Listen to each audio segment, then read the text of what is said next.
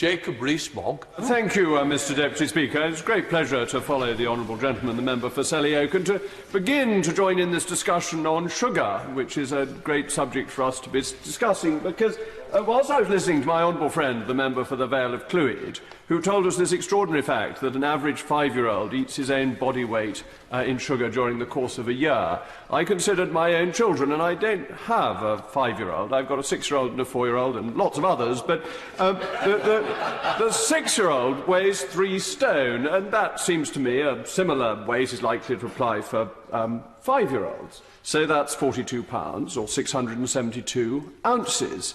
So if a 5-year-old is eating his own body weight of sugar in a year, he is eating 1.84 ounces of sugar a day, which I believe is equivalent to 11 teaspoons of sugar. And we think of the lines of Mary Poppins, a spoonful of sugar helps the medicine go down. One wonders whether the medicine goes down even better after 11 spoonfuls of sugar. But in spite of this, and in spite of thinking that 11 teaspoons of sugar is really quite a lot, I'm not actually in favour of sugar taxes, because I don't think it's the job of the government to tell me how much sugar to give to my children. I think that is a matter for parents to decide for themselves, and the tax system should be there to raise the revenue the country needs to pay its way. The tax system is not there to tell us how to live our lives. And I see that there may be an exception with tobacco, but there isn't really with alcohol. With alcohol, it's a matter of raising revenue, and the rates that we have on alcohol work very well in raising revenue, as, incidentally, does tobacco, that it is a serious generator of funds for the Treasury to pay its way. So I'm very sceptical about this approach, and I was struck by what my honourable friend for the Vale of Clwyd said, that a lot of obesity is in fact genetic. And if it is in fact genetic, then you're just penalising people who have a genetic propensity to obesity, and it's fine for people like me. I give way to another person for whom it's fine to eat lots of sugar. Indeed, I had a fine East Lothian Easter egg, so I admit to that.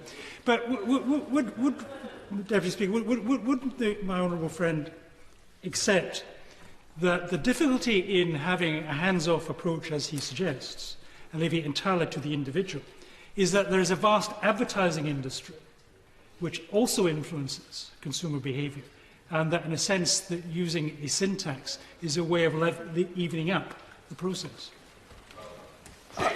There is indeed an advertising industry, but we live in a free country and people ought to be able to advertise free products. But we've got a lot of misinformation, haven't we? And we now learn that fat is not as bad for you as it was said to be at some points, and that people have put sugar into products to make them taste nicer when they've taken the fat out, because fat-free products without sugar taste disgusting, and that you have therefore had a position where advice that turned out to be wrong has led to manufacturers doing things that then turn out to be unhealthy. So I have a suspicion of the advice that comes from governments and their ability to get it right. And if they do end up getting it wrong and force us to change our behaviour and tax us, you get the worst of all possible worlds.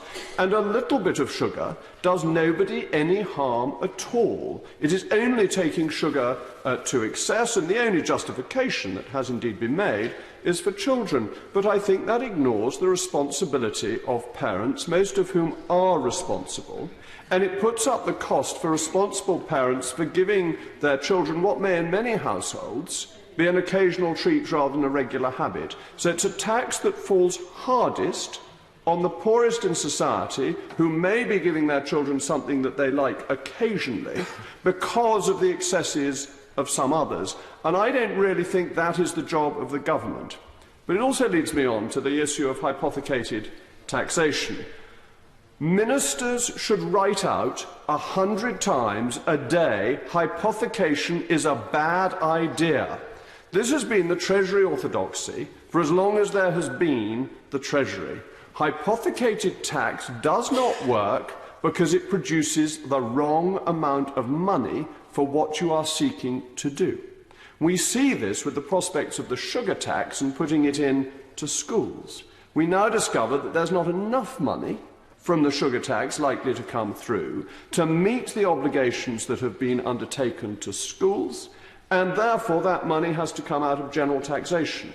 Now, if it were a good idea to put this money into schools in the first place, it ought to have come out of general taxation in the normal way. If it wasn't a good idea, it was just a clever way of spending the money, taxpayers' money should not have been used in that way. But if you get into the position where something is now being done that didn't need to be done because it was promised on a tax that hasn't arisen, that is not a good way of carrying out government policy. And all hypothecation of taxation should be struck off. And it leads simply to the wrong amounts. And that actually leads to the broader point I want to make about this finance bill and the budget that preceded it.